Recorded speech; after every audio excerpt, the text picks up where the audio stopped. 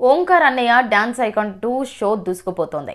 నామినేషన్లు, ఓటింగ్, ఎలిమినేషన్లు అంటూ ఈసారి పెద్ద ఫిట్టింగే పెట్టాడు. దీంతో తమ ఫేవరెట్ మెంటార్లు, కంటెస్టెంట్ల కోసం ఆడియన్స్ గట్టిగానే ఓట్లు గుద్దుతున్నారు.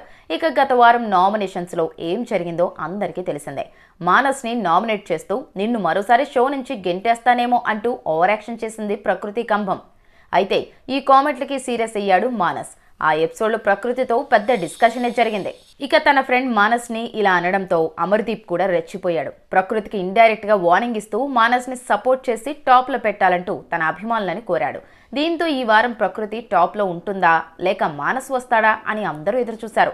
ఇక లేటెస్ట్ ఓటింగ్ లో 4,78,140 ఓట్లతో మానస్ సహా తన కంటెస్టెంట్ చిరశ్రీ టాప్ లో నిలిచారు. గతంలో ఇదే షో నుంచి సెల్ఫ్ ఎలిమినేట్ చేసుకుని మానస్ వెళ్లిపోయాడు. దీంతో మానస్ రీ ఎంట్రీ ఇచ్చిన తర్వాత తన ఫ్యాన్స్ ఫుల్ ఖుషి అయిపోయారు. దీనికి తోడు ప్రకృతి ఓవర్ యాక్షన్ చేయడం కూడా మానస్ కి కలిసొచ్చింది. ఇక అన్నిటిని మించి అమర్ ఇచ్చిన సపోర్ట్ తో మానస్ టాప్ పొజిషన్ లోకి దూసుకుపోయాడు. ఇక తన ఫ్రెండ్ టాప్ లోకి వచ్చాడని తెలిసి అమర్ ఇన్స్టాగ్రామ్ లో ఓ పోస్ట్ పెట్టాడు. నా ఫ్రెండ్ బావ మానస్ ని గెలిపించినందుకు ఫ్యాన్స్ అందరికీ థ్యాంక్స్.